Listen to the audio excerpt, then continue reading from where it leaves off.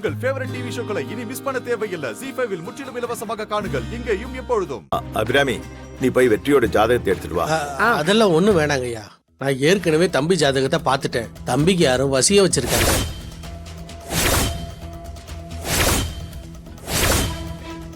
வசியம்மா? என்ன சொல்றீங்க ஜோசியரே? ஆமா ஐயா, அதான் தொடர் பிரச்சனைக்கு காரணம். எனக்கு வசியம் என் ஆள் துளசி தான் வச்சிருக்கா. ஆனா அவளை உங்களால கண்டுபிடிக்க முடியுமா?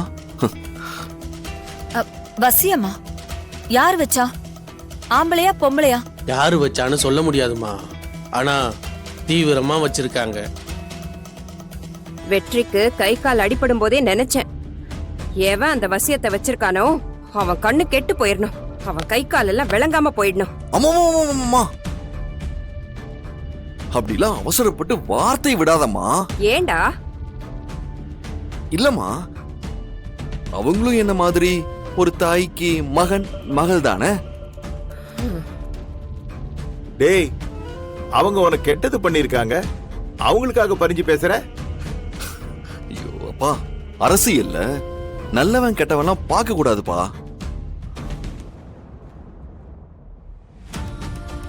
இப்ப நம்ம மேல கல்ல வீசுறவங்க ஒரு நாள் பூவை தூவுவாங்கப்பா. அரசியல்வாதினா எல்லாரையும் மன்னிக்கணும்பா. அப்பதான் அவங்க பதிலுக்கு நமக்கு ஓட்டு போடுவாங்க. டேய், இதை இப்படியே நீ மேடை மேல ஏறி மைக்கில பேசுறேன்னு வச்சுக்கேன், எல்லா ஓட்டும் நமக்கு தான் விழும். என்னமா பேச ஆரம்பிச்சிட்டடா நீ?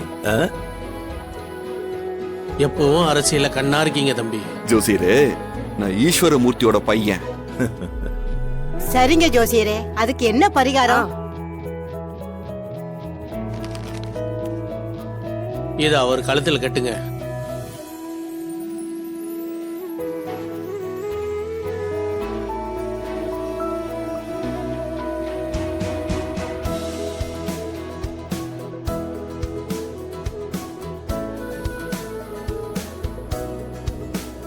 ஒன்னும் பிரச்சனை இல்லம்மா. நான் சொன்னதை கரெக்டா ஃபாலோ பண்ணுங்க. அவர் மேல அந்த வசியம் எல்லாம் போயிடும். எந்த பேய் பிசாசும் கிட்ட கூட அண்டாது. ஆஹா, இந்த தம்மா துண்டு தாயத்துக்குள்ள இவ்வளவு விஷயத்தை அடக்கி வச்சிருக்கீங்களா? சரி, நீங்க குடுக்குறீங்க, நாங்க வாங்கிக்கிறோம். இப்ப இத உடனே கட்டி விடுங்கம்மா. அபிராமி, அவளை கட்டி விடாத. வெற்றி கொடு. போடா, போய் கட்டிக்க. மா, என்னம்மா இது? இந்த காலத்துல போய் தாயத்து அது இதுன்னு. சாமி எல்லாம் அப்படி சொல்லக்கூடாது. கொடு கொடு. என்னம்மா நீங்க?